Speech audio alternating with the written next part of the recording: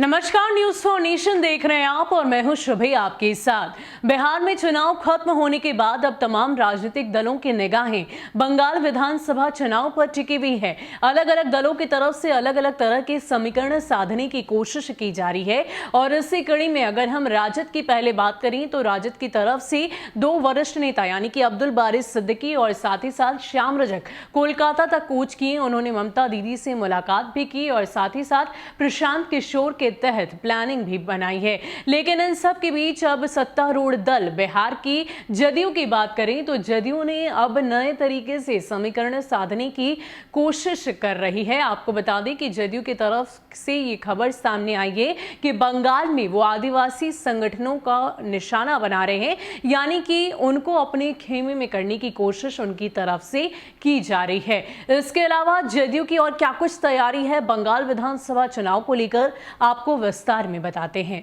बिहार की राजनीतिक पार्टियां पश्चिम बंगाल में चुनाव लड़ने को लेकर अभी से अपने समीकरण तलाश रही है।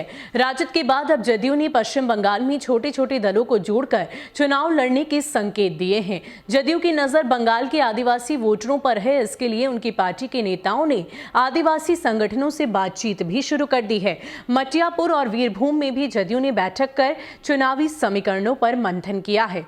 जदयू के नेताओं का कहना है कि पश्चिम बंगाल में कई आदिवासी संगठन चुनाव में महत्वपूर्ण भूमिका निभाने की स्थिति में हैं।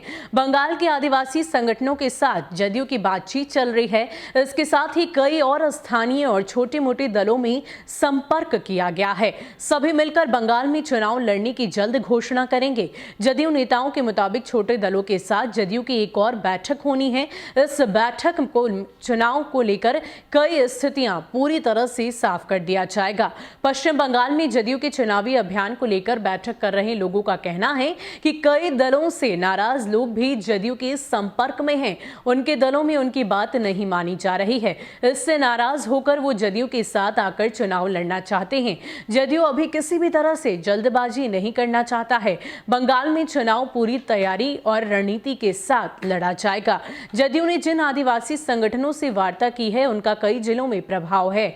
इसके साथ ही जहां आदिवासी चुनाव जीतने और हारने की स्थिति में उनमें मालदा, मुर्शिदाबाद, दिनाजपुर से लेकर सिल्लीगुड़ी तक शामिल है। पश्चिम बंगाल के विधानसभा चुनाव को लेकर जदयू कोई भी कदम जल्दबाजी में नहीं उठाना चाहता। इसी को लेकर वो अभी दूसरे दलों की तैयारी को भी भांप रहा है। इसके बाद ही उसकी ओर से तय होगा कि उसे कौन कौन से विधानसभा क्षेत्र में अपने प्रत्याशी उतारने हैं। पार्टी की स्थानीय इकाई और छोटे दलों के परामर्श पर सभी दृष्टि से मंथन होने के बाद ही बात आगे बढ़ेगी। विधानसभा सीटों के लिए प्रत्याशियों के चयन में जातीय समीकरण पर भी पार्टी की नजर है। तो आपको बता दें कि पार्टी की तरफ से अब पूरी तैयारी की जा रही है कि किसी भी तरीके से बंगाल विधानसभा चुनाव में रणभूमि में उतरकर जीत हासिल करनी है और इसी कड़ी में अब छोटे छोटे दलों को अपने साथ करने की कोशिश जदयू की तरफ से की जा रही है।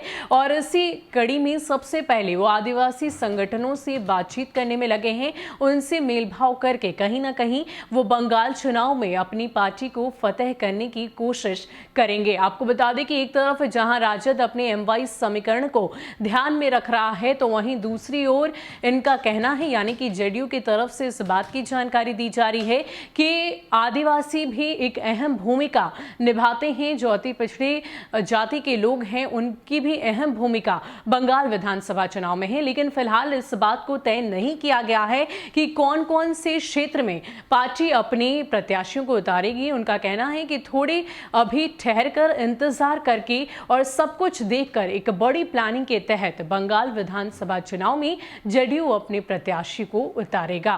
फिलहाल के लिए इतना ही। ऐसे ही अपडेट्स के लिए आप हमारे साथ बने रहिए और देखते रहिए न्यूज़ फॉर नेशन। नमस्कार।